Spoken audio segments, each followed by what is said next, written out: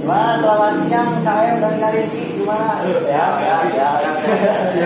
panas gini nih. Bagus lah kita bicara apa ya, yang buat apa yang buat kita bosan gitu ya. Kita ngobrol-ngobrol santai lah, sharing-sharing dikit lah, sharing-sharing. Apalagi kan posisi ini jam berapa ini? Jam 1 panas-panas kan ya. Setengah tiga Setengah 3 ya.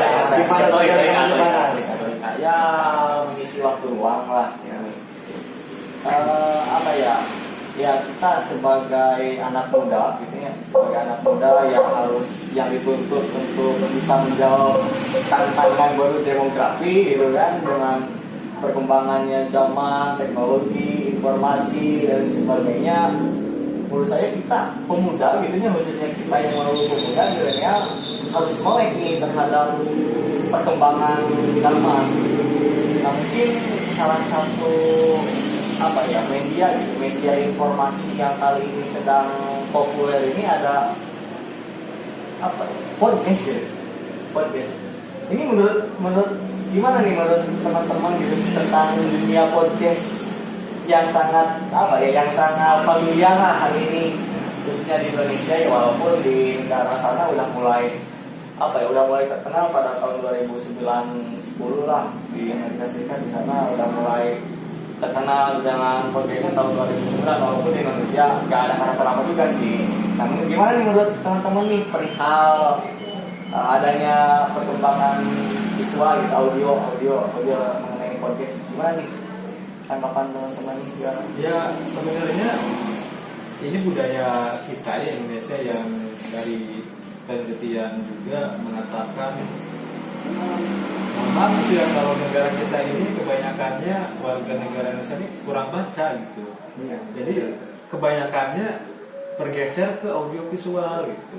Nah, akhirnya beberapa permasalahan lah atau bahasan-bahasan topik yang sedang tren saat itu, baik itu topik mengenai negara, ya, pemerintahan, sosial ekonomi, ada yang ngangkat gitu.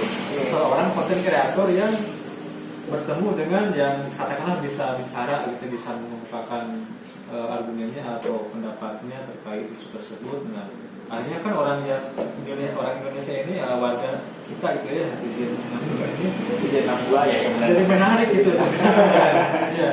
Iya, menarik untuk mereka saksikan gitu perbincangan itu. Nah, disitulah sebenarnya nilai edukasi yang bagus sebenarnya dari saat ini adanya podcast yang bisa membantu lah sama-sama yang tadinya dari blank menjadi king gitu ya.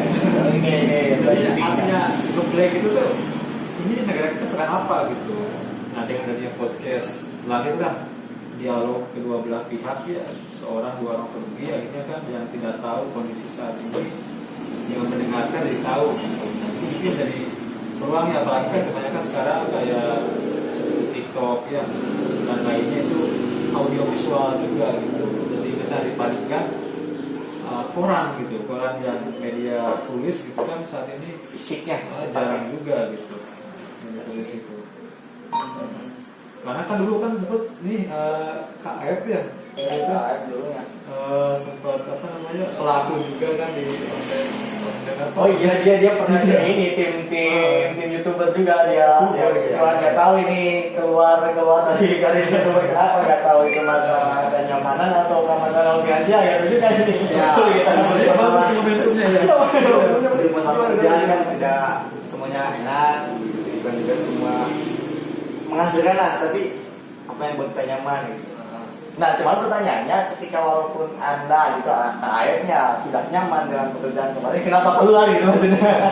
Mungkin dari beberapa faktor ya, karena dulu masih dalam posisi sibuk lah, kuliah juga kan, susah untuk memanage waktunya gitu. Mungkin untuk kedepannya insya Allah lah kita kembangkan bersama-sama. Tapi kan dulu Pak AF mainnya di YouTube ya, atau di YouTube. Nah, gimana nih kalau misalnya nih tentang apa sih perbedaan? Ada nggak perbedaan yang solo gitu ketika kemarin bermain di YouTube, sekarang kita mau ke arah inilah, ke arah podcast gitu yang notabene audio gitu. Sebenarnya sama saja. Kalau podcast kan berbentuknya visual ya, suara gitu, suara audio. Nah kalau YouTube juga itu suara ada, cuman bedanya tuh ada gambarnya, ada orang yang nampak lah, nampak yang berbicaranya, nampak yang materi ini. Tapi menurut saya bener nih, apa ya, podcast ini bisa menjadi alternatif untuk seseorang yang ingin berkarya tapi pemalu gitu. Pemalu dalam artian dia tinggal mau menampilkan wajahnya karena saya pemalu itu dan sebagainya, tapi di sisi lain juga dia mempunyai kemampuan pada kaya, di sisi lain juga dia punya intelektual yang bagus gitu. Tetapi karena dia pemalu, dia nggak mau tampil di depan, maka ini muncul nih alternatif podcast gitu. Karena kan podcast nggak harus dilihatin mukanya gitu, karena yang didengar karena podcast itu adalah apa yang didengar, bukan apa yang dilihat ya. Jadi ini menjadi alternatif juga nih untuk orang-orang pemalu yang dompet nih. Saya nih. Nah itu jadi salah satu kesempatannya bagi orang yang pemalu gitu buat bikin karya ya, salah satunya dari podcast. Terlepas kontennya kan yang bermanfaat lah, yang benar-benar ini gitu. Nah tapi agak kita pastilah yang kita tahu gitu ya, di luar sana juga banyak orang-orang yang sering ngumpul gitu kan, apalagi anak-anak muda yang dibahas apa coba? Pasti yang dibahas negara ini atau politik lah, atau ekonomi gimana gitu kan, gimana menghasilkan uang gimana ya. Itu kan satu hal yang menarik gitu untuk dibincangkan. Nah jadi ketika orang yang nggak tahu nih poin istilahnya terkait permasalahan hidup, tinggal ngobrol aja ke orang yang lebih paham gitu. Nah daripada ngobrolnya nggak ada berkasnya, udah sambil direkam gitu. Nah itu kan ya, ini kan bisa yang utama ya seperti biasa ngobrol gitu, kasih saran masukan plus direkam gitu, ada bekasnya itu tinggalkan, bisa dijadikan apa ya, materi gitu, untuk di share juga ke publik di podcast seperti itu. Tapi yang lebih menarik ini Kak, ketika kita dengerin podcast yang lebih unik, yang lebih spesial, kayak kita tuh gak bisa tidur dengerin podcast. Waktu itu tak kan ketiduran dengan pembawaan si podcastnya itu, sangat santai banget gitu. sampai pendek gitu ya. Sampai pendek bisa sendawa. Itu yang paling menarik saya. Dan podcast ini juga menurut saya bisa menjadi alternatif sarana komunikatif bagi orang. Nih kemarin kan sedang ramai nih kasus yang karyawan buruh pabrik itu yang membuang anak-anak itu. Yang menurut saya itu kalau dikerucutkan itu merupakan suatu depresi lah, karena kalau komunikasi juga menurut saya itu terlepas jika orang itu nikah duluan ataupun itu hal lain, tetapi sebenarnya seharusnya itu si anak itu ketika punya teman curhat gitu pasti dia akan berdialog ini gimana win-win solusinya. Walaupun dia dengan depresi, dengan berat hati belum menikah tapi udah mengandung, kan kedepannya itu pasti saya akan malu nih, saya akan punya anak tetapi saya belum nikah dan bapaknya nggak tahu siapa. Nah itu satu. Terus yang keduanya mungkin dia tuh ada alternatif dua, yang satu tadi, dan yang alternatif keduanya itu nggak ada cara, yaitu dengan menguburkan anaknya dan dibuang. Nah menurut saya ketika orang ini berkomunikasi gitu, ngobrol dengan teman curhat di pasarnya, pasti teman curhat itu juga akan mengarahkan kepada pihak yang satu, udah lahir kasihan anak loh, ada tinggal tanggung jawab kan, bukannya pilihan yang kedua yang dipilih, yaitu membuang anaknya gitu. Nah menurut saya juga menjadi perhatian khususnya, pentingnya dalam komunikasi itu, pentingnya kita punya teman curhat, punya teman sehati gitu sebagai hidup.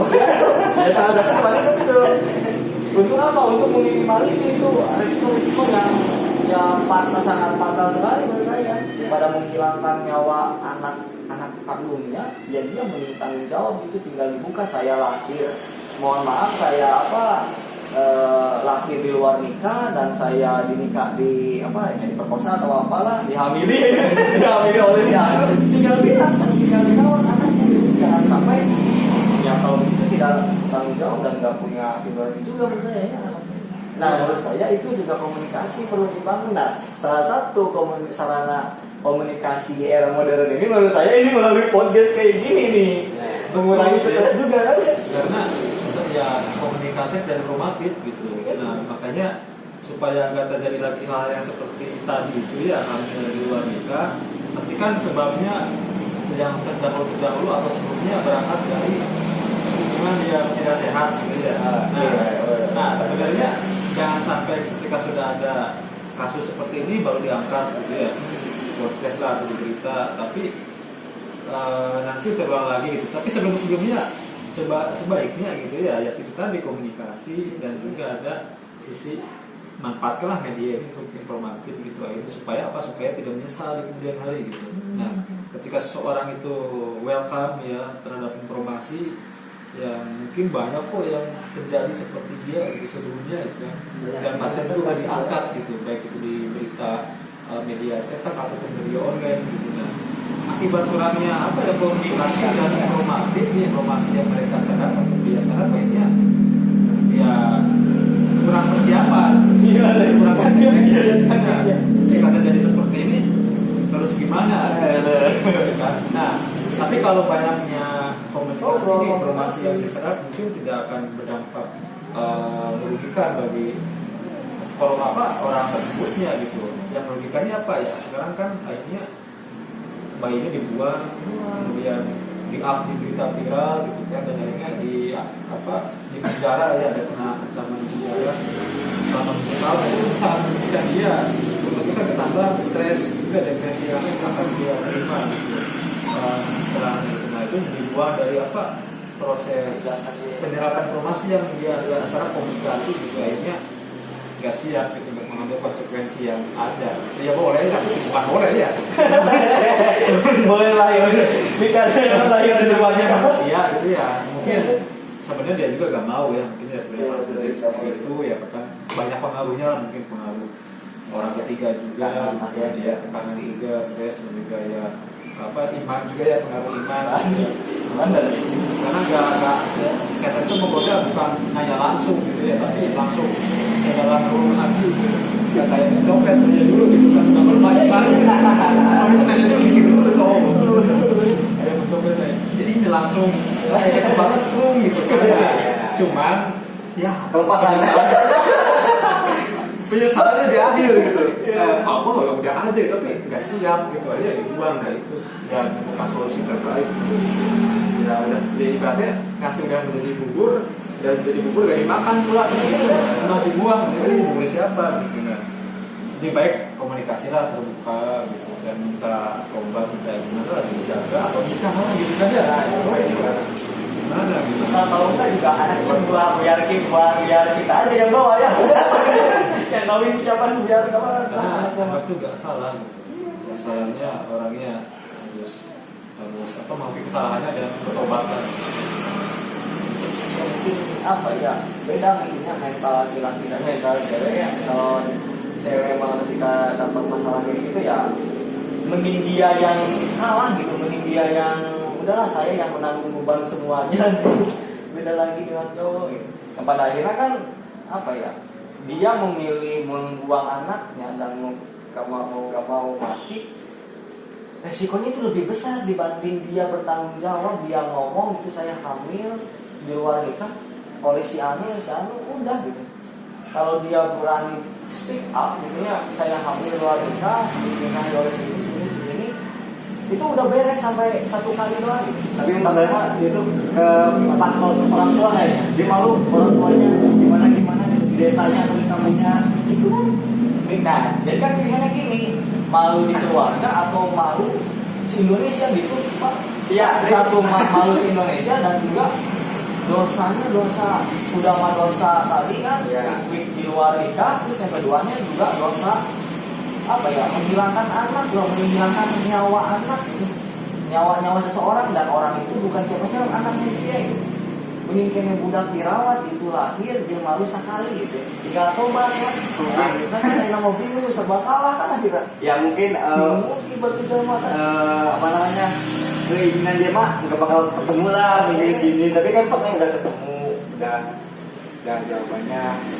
Dia akhirnya lebih ke nyembunyiin sih, maksud tujuannya nyembunyiin, tapi pada akhirnya kan ketahuan gitu. Dan salah menurut saya, strategi dan taktiknya salah ini. Mainnya blunder kan. mana dia udah apa membuang nyawa orang, juga dia bukan dicerat loh, nggak mau ini pembunuhan, pasti pasal pembunuhan. berlapis ya. Berlapis, Ya. belum juga di apa Ya. dikeluarin kan oleh status dia kepegawaian dia di pabriknya kayak gimana nggak tahu kan. Kali satu kalau misalkan disuruh keluar ya keluar, satu itu terus yang kedua dapat hukuman, terus yang ketiga dapat dosa besar menghilangkan nyawa. Dapat uangnya juga kan. Tempat juga tambah bilang kan. Iya. Dan ya semoga tidak ada lagi lah kasus-kasus yang seperti itu. Iya, jadi itu kan kelemahannya adanya media online ya, di informasi atau apa akses lebih bebas itu bisa diakses akses yang tidak selalu bisa diakses atau ya yang bisa menimbulkan apa ke arah hubungan yang tidak sebaliknya gitu ya bisa terjadi. Makanya kembali lagi sekarang kepada kebijakan gitu ya, mau diisi konten-konten dari mana diisi yang positif atau negatif gitu, supaya tidak berdampak menjadi seperti ini. Ya cukuplah sampai kemarin ada permasalahan di api media tentangnya. Nah sekarang yang kita bahas mungkin bisa jadi pelajaran buat mereka luar supaya tidak terjadi seperti ini lagi di kemudian hari gitu. Kenapa kita malah jadi bahas yang kemarin ya kasus kemarin? Iya. Ya, balik lagi ke podcast nih. Apa ya kira-kira nih apa atau kategori apa yang mau kita bikin nih podcast selanjutnya? Kita kan mau nggak mau harus punya niche gitu ya, harus punya tema gitu tentang podcast nih. Mau mencakup tentang apa nih? Politika, keuangan atau negara? Sebenarnya untuk podcast saat ini sasaran yang paling umum ya itu generasi muda semua itu karena sepakat bagi yang budaya satu yang online atau standby gitu ya atau stay on ya, konten media adalah generasi muda. Nah generasi muda ini yang perlu kita atau perlu contohi dengan informasi atau pengetahuan yang bisa membawa mereka gitu untuk mempersiapkan generasi berikutnya, karena kan yang kepemimpinan negara ini kan di depan nanti adalah generasi muda gitu. Itu yang perlu diarahkan atau difounding lah gitu. Dipersiapkan gitu, termasuk di bidang ekonomi, di bidang sosial dan lainnya gitu, termasuk politik juga gitu. Sejauh ini bagaimana?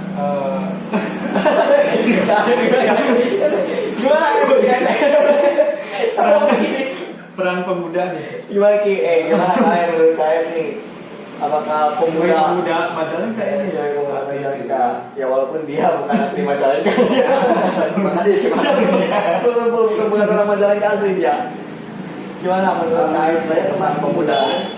pemudaan mungkin boleh juga tuh untuk bikin konten. Kan kebanyakan yang online di media sosial itu kan kebanyakan anak muda ya, generasi muda yang melek akan teknologi juga kan.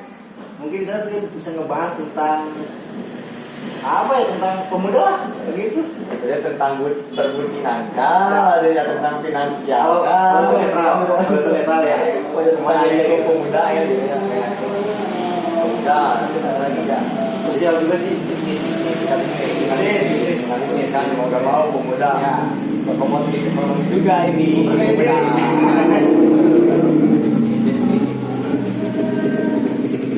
Bisnis dan digitalisasi. Asal Pak, bisnis. langsung gitu ya.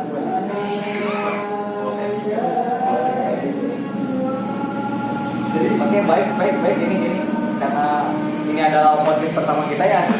Podcast pertama kita coba kita sepakati ke depannya kita mau podcast apa tadi tentang pemuda, bisnis dan digitalisasi. Mungkin ada apa ya closing statement gitu lah, mungkin kasarnya closing statement dari semua kita. Kalau dari saya sih yang sudah mungkin closing statement untuk kita semua termasuk untuk saya pribadi, lebih baik lagi atau lebih benar-benar memanfaatkan media sosial ini ke arah yang positif dan ke arah yang bisa memberikan benefit yang yang bisa berguna gitu bagi diri sendiri maupun orang lain gitu. Pemanfaatan media sosial. Kayak ada yang Menurut saya mah untuk ini tetap hidup dan hiduplah untuk menghidupi. Oh iya, gitu ya. Manfaatan Hidup. Oke guys, mungkin sekian podcast pertama kami. Tunggu podcast berikutnya ya. Tetap stay tune on apa ya? Intinya jangan lepas, tetap ikuti kami ya. Oke.